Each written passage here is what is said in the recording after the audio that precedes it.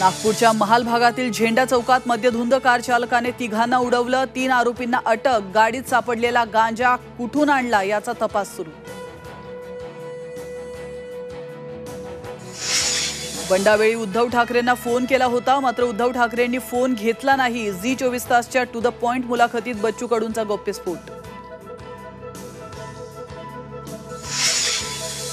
राहुल प्रियंका सोनियांनी बजावला मतदानाचा हक्क। गांधी कुटुंबाचं पहिल्यांदाच पंजाऐवजी झाडूला मतदान। नवी दिल्लीत काँग्रेसऐवजी आपचा उमेदवार।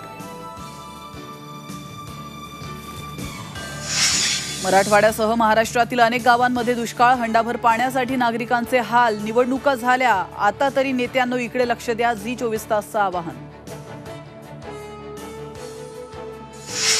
सांगली जिल्हा बँकेच्या 219 शाखांची 48 अधिकाऱ्यांकडून चौकशी। दुष्काळी निधीतील अपहार प्रकरणी चौकशीमुळे कर्मचाऱ्यांचे धाबे दणाणले।